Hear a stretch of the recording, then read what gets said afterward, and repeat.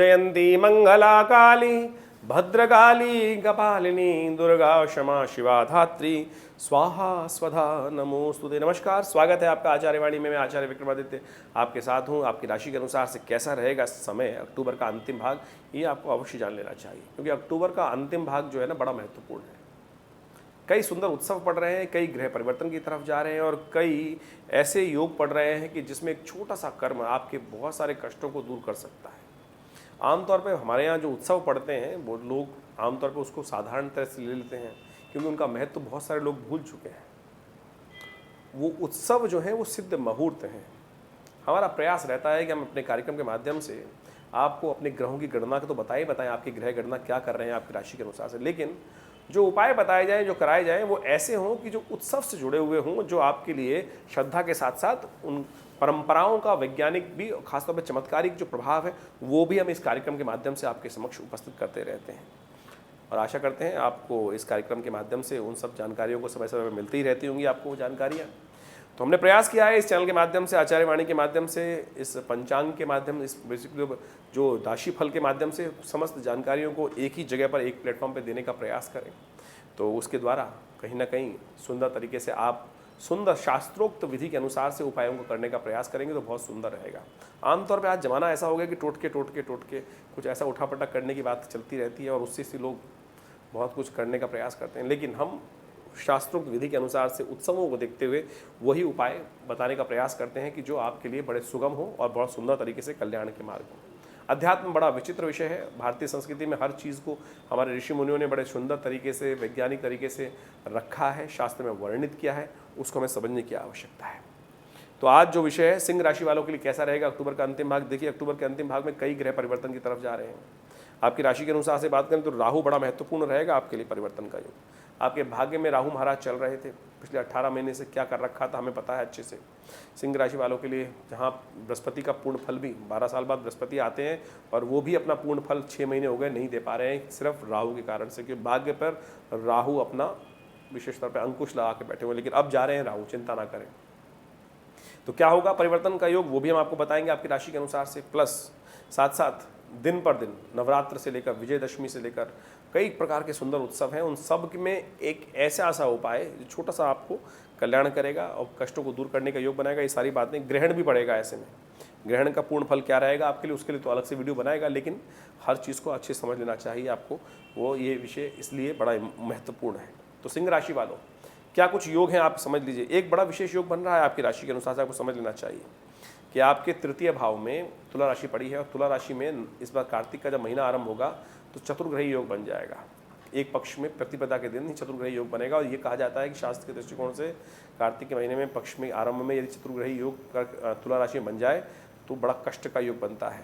संसार में युद्ध का, भयावह स्थिति का, अग्निकांडों का, तनाव का और खासतौर पर तूफानों का, प्राकृतिक आपदाओं का योग बनता है। तो इससे बचते हुए, ध्यान रखते हुए आपके जीवन में उसके क्या प्रभाव पड़ेंगे।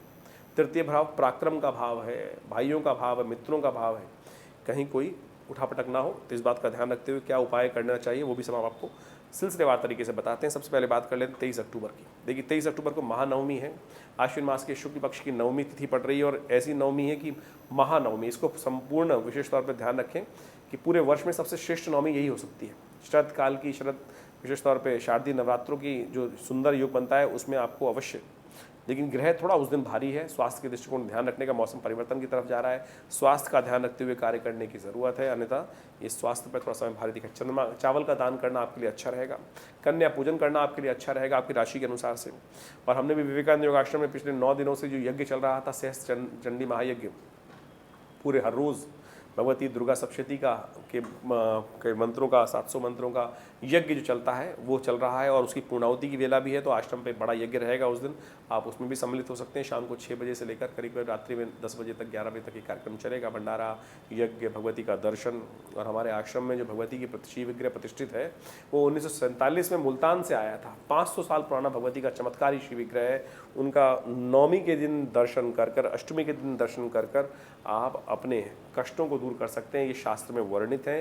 जो दुर्गा सप्तशती का 12वां अध्याय है, माँ भगवती ने स्वयं कहा है कि जो दर्शन सिद्ध मूर्तियों के करते हैं, भगवती का दर्शन करते हैं अष्टमी, नवमी और चतुर्दशी के दिन, उनके समस्त कष्ट दूर होने के योग बनते हैं। तो इसी के अनुसार से इस दिन यज्ञ भी है, तो आप आइए, साधारण नहीं, आप बिल्कुल अद्भुत समय है, इसका लाभ लीजिए। 24 अक्टूबर को दशमी है और विजय दशमी है। ये भी साधारण दशमी नहीं है, ये विजय दशमी है। दशम पापम हरति दशहरा। और ग्रह गणना के अनुसार से आपके लिए समय विशेष तौर पर बड़ा सुंदर दिखाई दे रहा है, परिवर्तन का समय है। स्वास्थ्य में भी परिवर्तन पॉजिटिव दिखाई देगा, मनोमस्तिष्क में अच्छी एनर्जेटिक आप रहते दिखाई दे रहे हैं, पॉजिटिव चेंजेस आपके राशि के अनुसार से दिखाई दे रहे हैं आते हुए। इस दिन विशेष तौर पर देखिए, आप समझ लीजिए शनि महाराज आपके लिए थोड़े से कष्ट देने के योग बना रहे हैं आने वाले 2 साल के लिए। तो ऐसे में आपको एक उपाय कर लेना चाहिए। आमतौर पर याद नहीं रहता है लोगों को, इस दिन विजयदशमी है, अपराजिता का पूजन भी किया जाता है। तो आप घर में लाकर एक अपराजिता का पेड़ लगाइए। इस दिन शमी का पूजन भी की जाती है। यदि घर के बाहर लगाना है तो शमी का पेड़ लगाना है तो घर के बाहर। कोई लोग, आजकल नया ट्रेंड चल गया है, लोग पता नहीं कहाँ कहाँ से ले आते हैं। कई लोगों ने कह दिया शमी का पेड़ ला के लगाइए घर के अंदर। अरे घर के अंदर शमी का पेड़ नहीं लगाना चाहिए भाई, शनि को घर में थोड़ी लाओगे। इस दिन अपराजिता का पूजन है, घर में लाकर अपराजिता का पेड़ लगाइए। नीले पुष्प उसमें निकलते हैं, शनि को भी अनुकूल करते हैं और महालक्ष्मी को भी अति प्रसन्न है ये पेड़। कहा जाता है कि शनि के दोषों को दूर करने के लिए अपराजिता का पेड़ घर में लगाने से, उसका नित्य प्रति पूजन करने से महालक्ष्मी भी प्रसन्न होती हैं और साथ साथ शनि के दोष भी दूर होते हैं। तो 2 साल के लिए शनि आपके लिए थोड़ा सा आपके व्यापार वाले स्थान में चल रहे हैं और इस वक्त वक्री भी हैं। तो ये उपाय आप कर लीजिए, बड़े सुंदर तरीके से आपके लिए बड़ा सुंदर रहेगा उस दिन। तो आप ध्यान रखते हुए कार्य करें। शमी अपराजिता का पेड़ मिल जाएगा आपको, कहीं भी व्यवस्था कर लें। नीले रंग के पुष्प होते हैं, थोड़ी थोड़ी फलियाँ आती हैं उसके अंदर और उसके अंदर काले काले बीज बन जाते हैं उसके अंदर सूखने पर। उस पेड़ को यदि नहीं मिल पा रहा है पेड़, तो बीज को ही रोपित कर लें उस दिन सुंदर तरीके से, उनका बीज के रूप में पूजन करके कुछ दिन में पेड़ हो जाएगा और बहुत सुंदर तरीके से ये उपाय कल्याणकारी योग रहेगा। तो इसका आप अवश्य लाभ लेने का प्रयास कीजिए। 25 अक्टूबर को ग्रह गणना विशेष तौर पर एकादशी है उस दिन, और ये एकादशी भी बड़ी महत्वपूर्ण है। आश्विन मास में एकादशी जो आती है पापंकुशा एकादशी के रूप में जानी जाती है। रवि योग है इस दिन और रवि योग भी सुबह सुबह से विद्यमान है। सूर्योदय से लेकर करीब करीब रात को 8:55 तक चलेगा। तो नया कार्य करने के लिए बड़ा सुंदर अवसर दिखाई देता है और ग्रह अनुकूल चल रहे हैं, लाभ के संकेत मिल रहे हैं, पॉजिटिव चेंजेस रहेंगे, मनोविचार में नए विचार रहेंगे, प्रस्फुटित रहेंगे, उससे आपको लाभ प्राप्ति के योग बनेंगे। लेकिन मंगल थोड़ा कमजोर चल रहा है, ऐसे में मंगल का उपाय कर लीजिए आप, वो बहुत सुंदर रहेगा। मंगल का हनुमान चालीसा का पाठ करें। पापंकुशा एकादशी है तो उस दिन भगवान विष्णु का विशेष तौर पर पूजन करके व्रत रखें और साथ साथ भगवान विष्णु के निमित्त शालिग्राम जी का पूजन करके उनका चरणामृत ग्रहण करें, तुलसी उन्हें अर्पित करें। 26 तारीख को द्वादशी और त्रयोदशी का सुंदर संयोग है। उस दिन प्रदोष भी है और ग्रह परिवर्तन की तरफ जा रहा है। ये थोड़ा स्वास्थ्य पर भारी पड़ सकता है इस समय और थोड़ा मोटिवेशन डाउन हो सकता है, थोड़ा दिमाग बंद हो सकता है। स्वास्थ्य का ध्यान रखें। नज़ला जुकाम परेशान करने के योग दे रहा है। थोड़ा पैसे के मामले में थोड़ी स्थिति टाइट होती दिखाई दे रही है ग्रह गणना के अनुसार से, तो थोड़ा खर्चों पे कंट्रोल करने का प्रयास कीजिएगा। थोड़ा सा समय भारी दिखाई देता है। उपाय क्या किया जाए? उपाय है प्रदोष शिव का पार्वती का पूजन। शाम के समय मंदिर में जाकर भगवती का विशेष तौर पर दूध के द्वारा अभिषेक करें। शिव का अभिषेक दूध से करें और भगवान का स्तवन कर कष्टों को दूर करने के योग बनाएं। तो 2 दिन थोड़े से रिजर्व रहते हुए प्रयास करें, क्योंकि जो योग बन रहे हैं 2 दिन के लिए थोड़े भारी हैं। 26-27 के लिए ग्रह योग थोड़े भारी दिखाई देते हैं, तो ये उपाय को कर आप ठीक कर सकते हैं, व्यवस्थाओं को बना सकते हैं। वहीं 27 अक्टूबर को शुक्रवार का अवसर और साथ में त्रयोदशी और चतुर्दशी का योग। चतुर्दशी क्षय हो जाएगी, नए कार्य आरंभ करने के दिन अच्छा नहीं दिखाई देता और ग्रह थोड़े भारी चल रहे हैं। स्वास्थ्य का भी ध्यान रखें, मनोमस्तिष्क को पॉजिटिव तरफ थोड़ा मोटिवेट करने का प्रयास करें। श्रुति थोड़ी जो एनर्जी लेवल थोड़ा डाउन रहता दिखाई दे रहा है। ठीक करने के लिए एक उपाय बता रहे हैं, गौ पूजन करें। गौशाला में जाकर थोड़े पालक इत्यादि, घिया, तोरी इत्यादि गाय को खिला दीजिए, सब्जी शाक इत्यादि, उससे आपको परिवर्तन का योग बनेगा। 28 अक्टूबर को पूर्णिमा है और उस दिन पूर्णिमा बहुत खास है, शरद पूर्णिमा। सत्यव्रत भी उसी दिन किया जाएगा, लेकिन शाम को करीब करीब 4:05 पर सूतक लग जाएगा। तो उससे पहले जो सत्यव्रत की कथा यानी सत्यनारायण भगवान की कथा पूजन उससे पहले कर लेना चाहिए आपको। एक बात का और ध्यान रखिएगा, उस दिन शरद पूर्णिमा है तो रात्रि में जो सूतक है वो करीब करीब 4:05 पर लग जाएगा और रात्रि में करीब करीब 2-2:30 बजे तक रहेगा सूतक।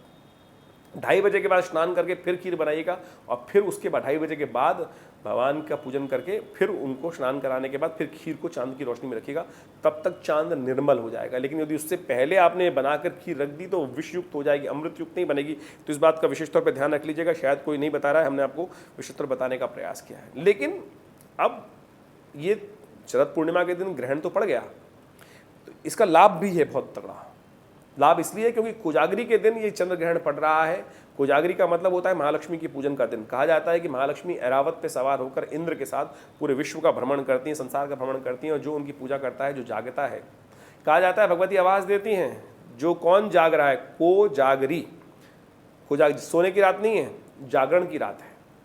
और शरद पूर्णिमा के दिन जो बिल्व पेड़ के नीचे बने हुए हवन कुंड पर बैठकर भगवती महालक्ष्मी का स्तवन करता है, यज्ञ करता है, कहा जाता है महालक्ष्मी उन पर कृपा करती हैं। तो उस दिन हमने विवेकानंद योगाश्रम में इस ग्रहण काल में बड़ा सुंदर यज्ञ रखा है, जो करीब करीब रात्रि में 1 बजे से आरंभ होगा और करीब करीब रात्रि में 2:30 बजे तक चलेगा।